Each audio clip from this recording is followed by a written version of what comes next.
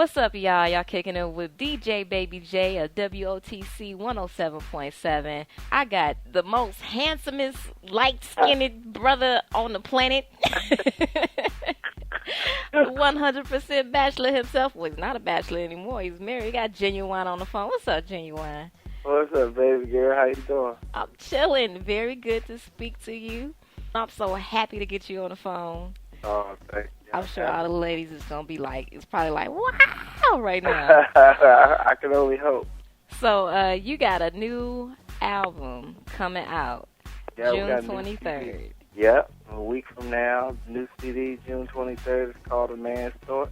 Hey, I mean, I'm just happy that I'm able to come out. It's been 5 years, going on 5 years. And, it's been a long time coming. So I think it's a good time for me to come out, and I definitely have the songs that people have been waiting for, real R&B, the true R&B, and that's what I'm back to give them. It's called A Man's Thoughts. Yes, ma'am. So how did you come up with that name? Well, you know what? I did 43 songs for this CD to make sure you can put it in from the beginning and listen all the way from the beginning to the end. And we have 14 songs on it. And as I was doing the songs and, grabbing the songs that I really wanted to be on the CD, they all were situations where it has something to do with how we think or the way that we perceive things or the way that we react to things when put in certain positions. And it was just a name that popped in my head because it was something that grabbed all the songs and made it one title. Basically made it, one certain situation. Mm-hmm. So it was that just happened to be it, A Man's Thoughts. I came up with 4 more titles, and what I did was I actually put the titles on a piece of paper, and I would go around the studio and ask, what name jumps out at you. And everyone picked A Man's Thoughts, and that's the one I was going to use anyway, but I was just sometimes, I second guess myself and want to be, sure about what I'm doing. But, it just was one of those names that stuck out. With all the songs, it basically wraps all the songs up in that one name. I read on your MySpace something. You're a married man, so you're a lot smarter than you were 10 years ago. Absolutely. Back then, 10 years ago, was you just silly all the time, just everywhere, wilding out?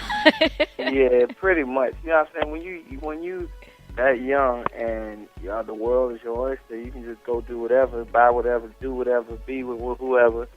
It's kind of like it's uncontrollable, you know what I mean? And you have no fear of nothing, or you have no understanding of how things could turn out if you're not careful. So, I just look at life now from a different perspective. I think with age comes wisdom. If you don't grow up with your age, you're going to get lost. You know what I'm saying?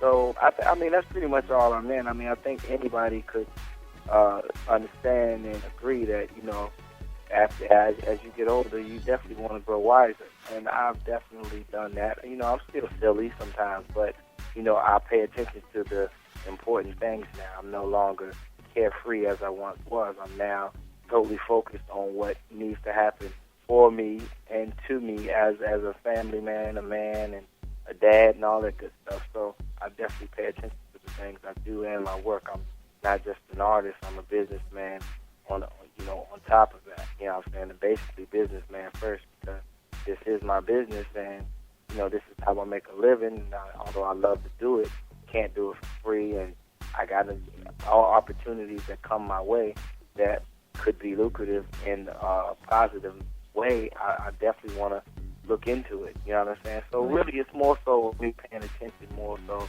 than I did back in the day.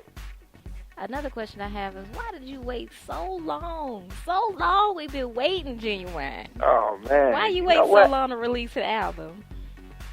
You know what? When me and Sony parted ways, I definitely had to sit back and relax for a minute because I really didn't know what to do at that point. It was very quiet and I went my way. I actually went up to the Sony building and had a discussion with Lisa Ellis and a couple of people there, and I said, I think we ran our course. I didn't want to talk bad about them. They didn't want to talk bad about me. Right. Things happen like that. So we did it very quietly. They let me go, and that was it. So, I just wanted to just relax. I saved money and all that kind of stuff. I wanted to just spend some time at home and chill because, ever since '96, I was constantly on the road, constantly doing what I needed to do, and I finally got the opportunity, come home and chill with the kids and chill with my wife, and just do the family thing. You know what I mean? I think that was most important because it really changed my perspective on life and how I view things too.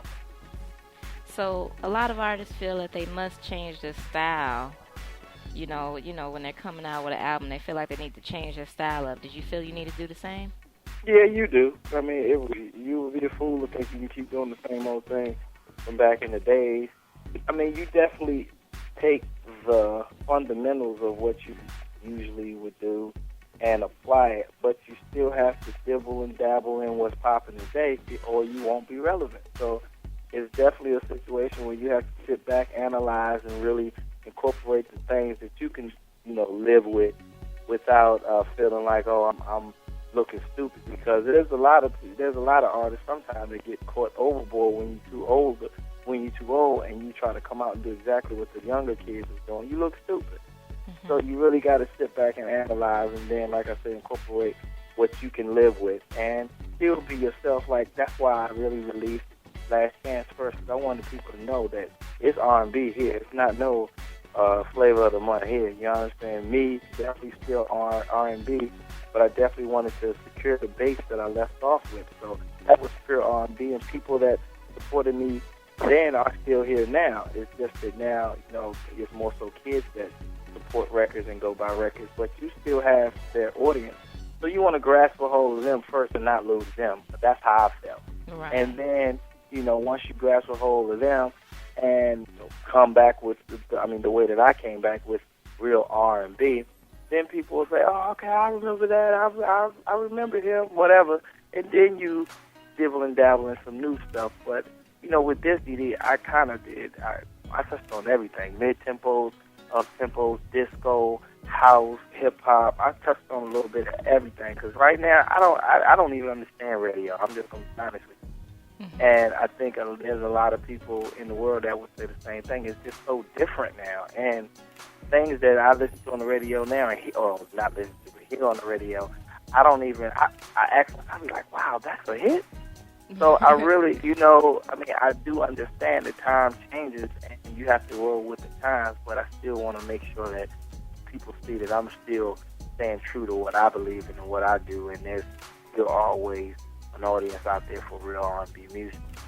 Okay, so a lot of fans seemed a little disappointed with the last album, Back to the Basics, because the album seemed to not be the basics, and it just seemed like, I guess people were expecting production from Timbaland, like in the past. Can we expect that from you on this album?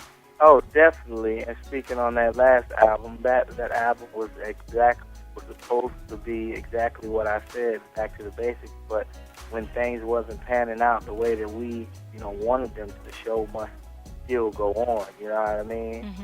And I still had to do what I had to do. Timbaland wasn't available, Missy wasn't available, Static wasn't available. It was like a real crash for me, you know what I mean? So I really went in there and just did what I had to do in order for me to come out, you know what I mean? Because if I hadn't came out, maybe, they probably wouldn't have put me out. So I was like, you know what? Let me just go in here and, try my hand at it. But, it was very disappointing for me, and I know it was very disappointing for my fans, but I promised them this go around that they will not be disappointed. I have Timbaland back on there, I have Missy on there, all those ones. It's a great one, and that could be the song that pushes the album. People change, people, go their separate ways, but we was able to come back together and do 3 songs, and I used the one of them, and that is actually going to probably be the next single for the crossover side. And what's the name of that song? And it's called Get Involved. I love that song. I listen to it. Thank you. And it's called, and it features me, Missy, and Timbaland. So hopefully people will enjoy that one, because that's definitely a song that I'm proud of, and definitely like a reunion song to me. I love that song. Hopefully, it's a lot of dancing in the video. You definitely gonna make it happen. And Last Chance, I love that song too. You did that video with Lisa Ray. Right. And it reminded me of a lot of the love songs that you're especially known for also. And I absolutely love that song. I fall out on the floor when that song come on. I'm like, Ginuwine! You know, hey, as long as you're doing that, I guess I'm good. You know? Okay, now you done seen, like, the other side of me that's probably weirded you out. Let's go to the next question. All right, what, out of all your songs that you have done, which one is your personal favorite? Probably Different. Different. Probably Different. I love that song. Thank you. Thank you. That's not only the one that I love the most, it's pretty much my biggest song that I've had thus far. That song is So Anxious is probably like my favorite favorite too. So Anxious was the woof. Wow. The club just stopped and they're like, oh, that's my song. Let me hold my purse while I dance. Yeah, that was one of those, boy. I was like, wow. Yeah, I mean, it definitely worked out for me. I was definitely happy that, that came across the way that it did. Definitely. One song that I was listening to is It's Real with you and Maya. And I don't know that one. I heard something about that, but I didn't actually do that. I think somebody used a copy of a track that I did or something. And oh, okay. So somebody been doing something they ain't supposed to do. Yeah, people do that though. I mean, it's an ongoing thing. Trust me, that's something that happens a lot. It sounds like y'all singing on two different songs. I was about to say that. Exactly, and that's exactly what it was. I'd already did that song or something, and somebody took the hook. I don't know what was going on. It was something crazy. Okay, and my last question is, what would be your dream collaboration? Who would you like to do a song with that you haven't worked with already? Probably do a song with Prince or Michael Jackson. Really? Yeah. Wow, I wonder what that would sound like. Of what has happened throughout the years with Mike and all that, I'm still, with a whole bunch of other people, a fan. I'm a big fan. And with Prince, I'm definitely a fan. And, it would just probably be those two. Wow. Prince and Michael Jackson, everybody. Yeah, Prince and Michael Jackson. You got to go for the big wig. Now, if that happens, you're going to have to, call me back and let me know. So I go oh, yeah, if that happens, if that ever do happen, definitely. I would definitely call you and let you know what to do. Well, thank you for taking time out to speak with me and chill with me. I do appreciate it here at WOTC 107.7. Man, ladies. Make sure you tell them go get that CD. Of course. I was just about to break that out, put the plug out. 62309. A Man's Thoughts. Y'all know who it is. Ginuwine. Y'all Make sure y'all go and cop that album. Make sure y'all support the man. And, of course, whenever his videos come out, you know what you got to do on that, to request them like crazy. That's what's